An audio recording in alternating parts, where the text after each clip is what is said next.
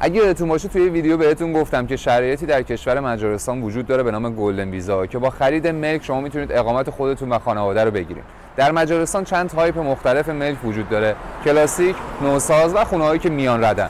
امروز می‌خوایم یکی از خونه‌های کلاسیک شهر بوداپست مجارستان رو در منطقه توریستی ببینیم که البته نمای بیرونش کلاسیک اما داخلش به طور کامل بازسازی شده است. همراه من باشید برای دیدن این ساختمان.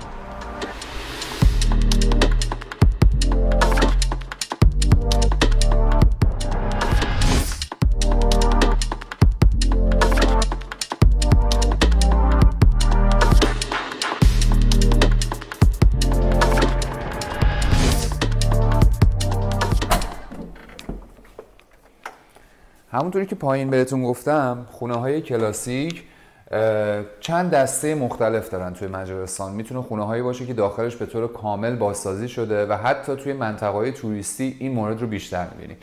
به طور مثال این خونه‌ای که اومدیم 81 متر، این یکی از خوابای این خونه است. البته این خونه در حال بازسازیه، ممکنه که مقدار هنوز در حال کار باشه ولی شرایط رو میتونیم با هم دیگه ببینیم.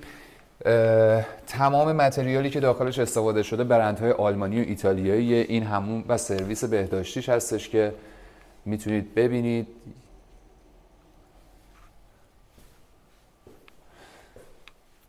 همینطور سیستم های گرمایشی و سرمایشی کاملا به روز درش استفاده شده از AC و همینطور سیستم گرمایی به صورت مادون قرمز که فکر میکنم یکی از شرایط جذاب و جالب رو داشته باشه در کشور مجارستان. و جالبه با داشتن این خونه، با گرفتن این خونه نه تنها میتونید شما از اون استفاده های شخصی رو ببرید بلکه میتونید اقامت کشور مجارستان رو به وسیله گلدن ویزا بگیرید. یه اتاق خواب دیگه هم داره، این اتاق خوابش رو هم با هم دیگه ببینید.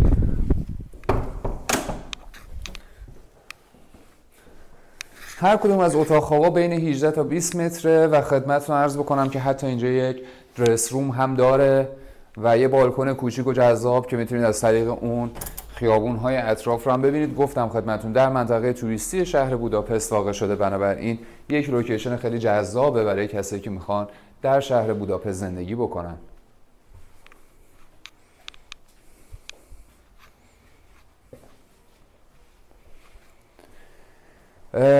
این خونه‌های کلاسیک خیلی بین خود مردم کشور مجارستان و همینطور توریست هایی که به این کشور میان خیلی پرطرفداره، به دلیل اینکه علاوه بر اینکه نما و شکل شهر رو به همون شکل قدیمی و جذاب خودش نگه داشته، همینطوری که میبینید داخلش با بازسازی که انجام میشه همه چیز نوعه، همه چیز جدیده و بهترین قابلیت ها رو داره و خیلی پرطرفداره. اگر احیانا بخواید این خونه ها رو حتی برای اجاره هم استفاده بکنید، یعنی اجاره بدید، چه به صورت کوتاه مدت چه به صورت بلند مدت، هم خیلی پرطرفداره. بنابراین با هم دیگه این خونه رو دیدیم. توی برنامه بعدی حتما بهتون یه خونه نوساز رو هم نشون میدم که همون سبکاییه که ما بیشتر میشناسیمش.